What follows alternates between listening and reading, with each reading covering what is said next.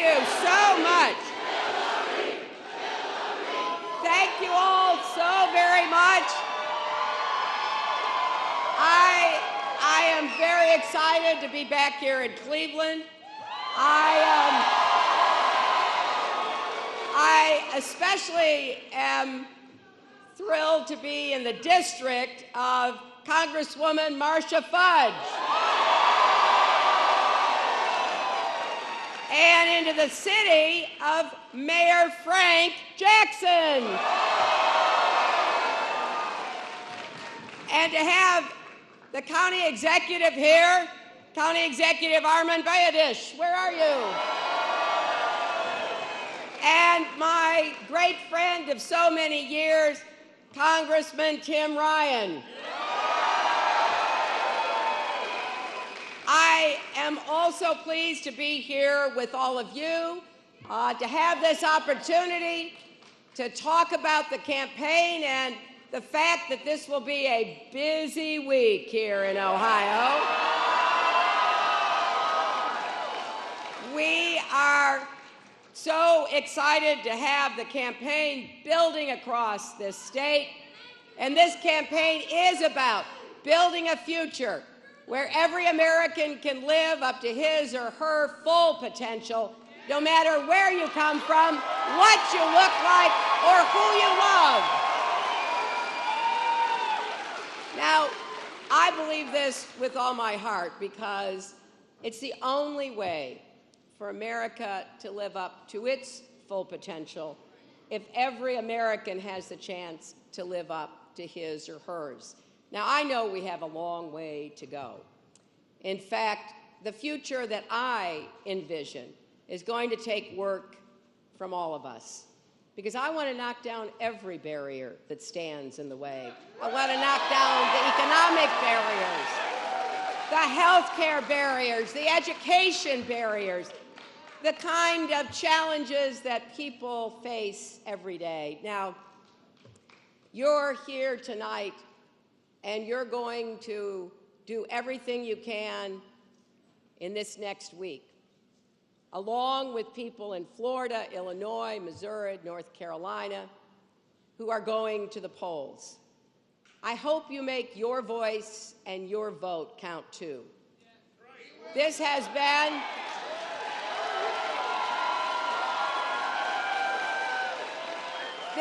been so far a campaign focused on the issues. And I'm proud of the campaign that Senator Sanders and I are running.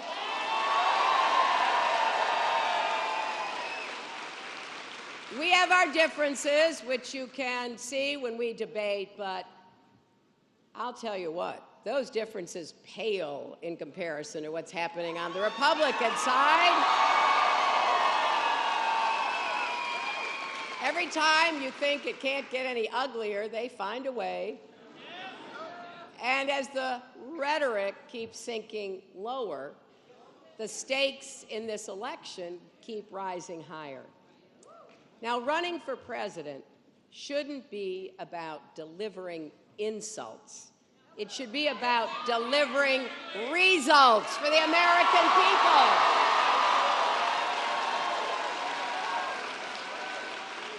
That's what I'm doing in this campaign, and that's what I will do all the way through it, because I want to talk about what working families are up against across the country. I want to talk about how we have a new bargain so you can get ahead and stay ahead. In every industrial city, small town, farm country, Indian country, every community that's been hollowed out by lost jobs and lost hopes. Don't let anybody tell you we can't make it in America anymore. We can, we are, and we will.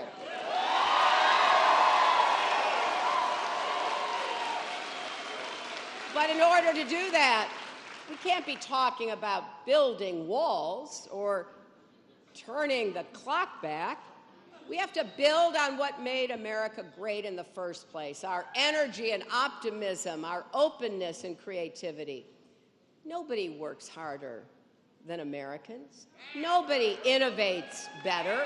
Nobody dreams bigger. And if we work together, I know America will outcompete anybody, anywhere in the world and create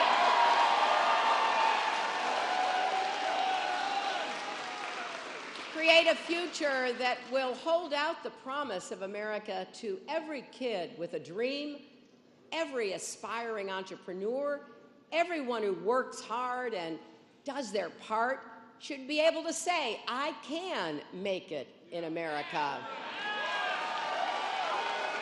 But to get there, my friends, we do need a real strategy. We have to invest in core American strengths. You know, I voted for the rescue funds that saved America's auto industry when it was on the brink. And as president, I'll always stand by our auto workers and automakers, but I'll also invest in manufacturing and small business and clean energy. I've set some big goals. I want us to install 500 million more solar panels, and then enough clean energy to power every home in America, all within the next 10 years. And let's start creating more good jobs that can't be outsourced by repairing our failing infrastructure, including all the dangerous water pipes, not only under Flint, Michigan, but under a lot of American cities. You know, Jackson, Mississippi has a lead problem. So does Cleveland, Ohio. More than 14% of Cleveland's kids have been exposed because of lead in paint. So we have problems in the paint, in the soil, in the water. And I want to stand right here in Cleveland and tell you, as your president, if I'm so fortunate enough to be in that office next year,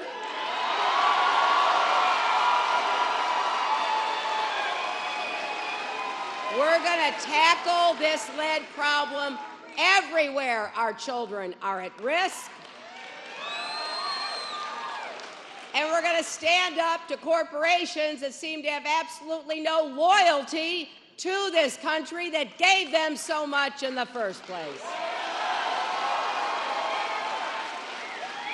Look at Nabisco, laying off 600 workers in Chicago, moving a production line out of the country, even though the company has long received tax breaks from the state of Illinois.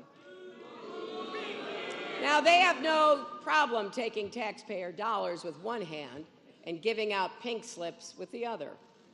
Look at the Eaton Corporation here in Ohio. They get millions of dollars in tax credits and government contracts to make electrical equipment.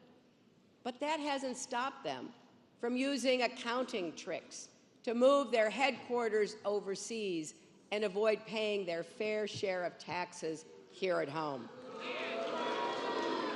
Now they're shutting down a factory in Berea, eliminating more than 100 jobs, moving that work out of the country. And to top it off, they gave their CEO a payout worth more than $11 million. Now, we should make corporations pay for these so-called inversions with a new exit tax. I want companies to know if they walk out on America, they're going to pay a price. And if they ship jobs overseas, we're going to make them give back the tax breaks they receive here at home. Because we can take that money and we can put it to work investing in communities that are left behind and bring those jobs back to America.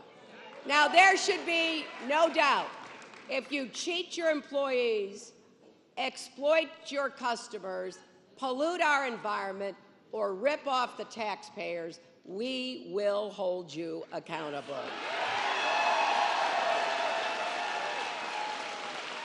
But when businesses do the right thing, we will stand with them. We will reward inshoring, innovation, investment, and sharing profits with workers, not just shareholders and top managers. You know, it's good for everyone when companies treat workers like assets to be invested in, not costs to be cut. It's simple economics. America grows when your paycheck grows. And I know the idea of corporate patriotism might sound quaint in an era of vast multinationals, but that's exactly what we need, because we really are all in this together. So we need to work together to break down all the barriers holding back our families and our country. And don't you think we've waited long enough for quality, affordable child care and paid family leave?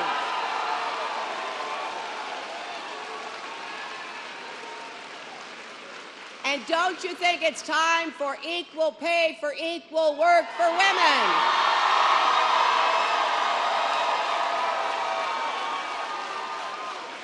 I sure do.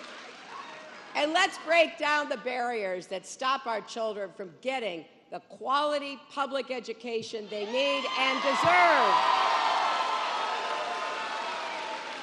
Every child should have a good school and a great teacher, no matter what zip code they're from. And let's break down the barriers so that all our students can graduate from college debt-free. And people already burdened by debt can pay it off as a fair percentage of their income with a definite end date, so you finish your obligations. And let's invest in our historically black colleges and universities, which play such a vital role across our country. So we have to break down all the barriers, and those include ones that are still rooted in bigotry, in bias, in prejudice. The truth is, more than half a century after Rosa Parks sat and Dr. King marched and John Lewis bled, we know race still plays a significant role in determining who gets ahead in America and who gets left behind. And we know that there are problems we have to be honest and face. You know, when the young man, Tamir Rice, was shot, that was painful for everybody. Yes, well, there are a lot of names we could be reciting, not just from here, but from across our country. So I believe we have to invest in every community. We have to help everybody succeed, because that will be good for all of us.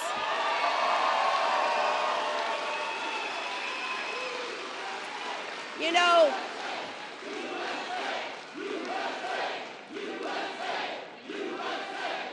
Ohio's been very important in our history. You've given us a lot of trailblazers right here from Cleveland, and one or two that I knew and really cherished were Lou Stokes and the late, great Stephanie Tubbs Jones. People who were successful, people who really did so much for this community and for this state and indeed for our country. And I am proud that they were my friends. And I am proud that we have leaders like the ones I mentioned earlier who are helping us move into the future. But here's what I want you to know. When you run for an office like this, it's a leap of faith. And what's important is we've got to focus on how we bring our country back together. You know, the divisiveness, the mean-spiritedness, that's not going to move us forward. We need to stand united. Trying to divide us between us and them, it's wrong. It goes against our most cherished values. America belongs to all of us, not just those who are already successful. I want to be the president, not for those who are already successful. They don't need me. I want to be the president for the struggling and the striving, for people who have a dream and who are looking for a way to achieve that dream. And we've got to resist forces trying to drive us apart, whether they're political forces or economic forces. There are a lot of them out there. They seem to have forgotten what made us great in the first place.